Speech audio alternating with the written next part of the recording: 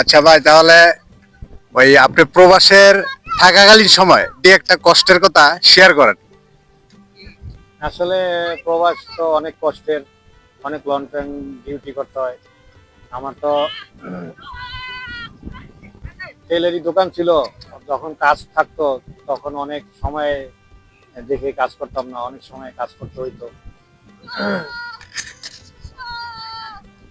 নতুন অনেকে যে বয়ে যেতে চায় না, যারা নতুন, ঠিক আছে, তাদের সম্পর্কে একটু কিছু বলেন ভাই, যাতে আপনার কথা শুনে, কারণ আপনার তো অনেক অভিজ্ঞ সিনিয়র, যাতে আপনার কথা তারা কিছু অনুপ্রেরণা পেতে পারে, উৎসাহ পেতে পারে যাওয়ার জন্য। অনেকে বয়ে যেতে চায় না ভাই। আমি বলবো যারা নতুন ওখানে যাবে, যাওয়ার পরে যদি কাজের সুযোগ থাকে তারা যেন এক কাজ নিয়ে পড়ে না থাকে, বিভিন্ন সময় পাইলে পার্ট টাইম কাজ করার চেষ্টা করবে এবং টাকা ইনকাম করে রেমিটেন্স পাঠানোর চেষ্টা করবে বাংলাদেশে। আচ্ছা ভাই, তা আপনি তো দীর্ঘ অনেক লম্বা টাইম 22 বছর বিদেশ করলেন, তাহলে আপনি 22 বছর বিদেশ করে নিজের জন্য কিছু করছেন না সবকিছু বাবা মা ভাই বোনদের জন্য?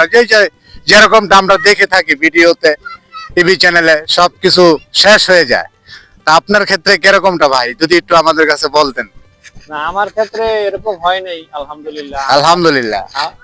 আমার ভাইয়েরা আমার বহুত আগে বিদেশ গেছে, এরা অনেক অনেক কিছু এরা আমার আগেই করে ফেলছে। ওনাদের সবারই বাড়িঘর আছে, ওনাদের সবারই সবকিছু আছে। আমি 7 ভাইয়ের মধ্যে ছোট ভাই, আমারে ওনাদের দেখতে হয়নি, ওনারাই আমারে দেখছে। যার কারণে আমার প্রবাসীরা যেরকম প্রতারিত হয়, অনেকে ভাই বাবা বাবা মা ভাই বোনদের দ্বারা প্রতারিত হয়, এরকম আমি হইনি। বরং আমার বড় ভাইরা অনেক ভালো। আমার বড় ভাইয়েরা আমার দিকে সবসময় খেয়াল রাখছে, আমাকে পেরেশান দেয়নি, তারা আমার থেকে টাকা নেয় নেই, বরং আমার টাকা তারা টাকা পয়সা দিয়ে চালাইছে।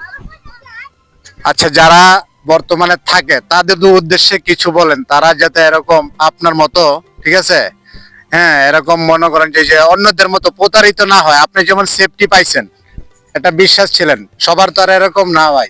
তাদের সম্পর্কে কিছু বলেন, যে তাদের টাকা পয়সা যাতে তারা নিজেরা সেফটি ভাবে রাখতে পারে, সেই সম্পর্কে যদি কিছু বলতেন। আমি বলবো টাকা পয়সা বাবা মায় বিদেশ পাঠাইলে বাবা মা টাকা পয়সা দেওয়ার পরে সংসারও চালাবে, নিজের জন্য কিছু সঞ্চয় করবে, সঞ্চয় করে রাখার চেষ্টা করবে এবং নিজের পার্সোনাল ভাবে কিছু করার চেষ্টা করবে। এটাই আমার তাদের কাছে আমার বলার থাকলো। তারা যেন ভবিষ্যতে মানে বিদেশে ভালো দেখা টাকা পয়সা দেখা, যাতে ভবিষ্যৎ না ভুলে যায়, বাংলাদেশে একবারে আসার পরে কি হবে এটা যাতে না ভুলে যায়, যে বাংলাদেশে আইসে আমাদের একটা কিছু করতে হবে, ওরকম ক্যাশ ক্যাপিটাল যাতে কেউ সঞ্চয় করে রাখে। এটাই আমার অনুরোধ থাকবে।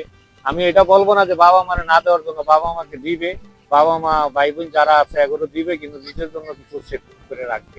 এটাই আমার তাদের কাছে।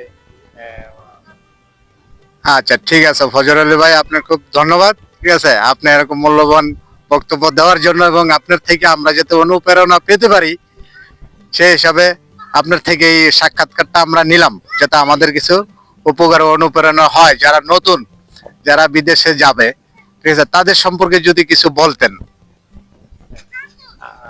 তাদের সম্বন্ধে আমার বলার একটাই আছে, তারা কারণ অনেকে মেজি ভাই, অনেকে মনে করেন যে দেখি ওই বিদেশে গিয়ে টাকা পয়সা সব কামায় ঠিকই, কিন্তু পুরায় দৌড়ায় নষ্ট করে ফেলায়, পরে আসার সময় তাদের টাকাই থাকে না।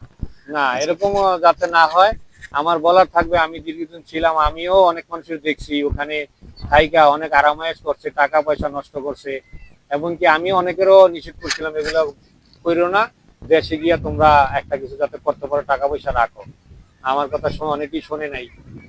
আমি আমার বলার এইটাই যে তারা যাতে টাকা পয়সা সঞ্চয় করে রেমিটেন্স বাংলাদেশে পাঠায়, পাঠানোর পরে পাঠাইলে তাদের ভবিষ্যতের জন্য যাতে চিন্তা ভাবনা করে। আচ্ছা, ঠিক আছে ভাই, ধন্যবাদ ভাই, ভাই। আপনাকে অনেক ধন্যবাদ। আচ্ছা আচ্ছা, আমার ওকে, ঠিক আছে, ওকে ভাই, ধন্যবাদ। ঠিক আছে, ভালো থাকবেন। আসসালামু আলাইকুম।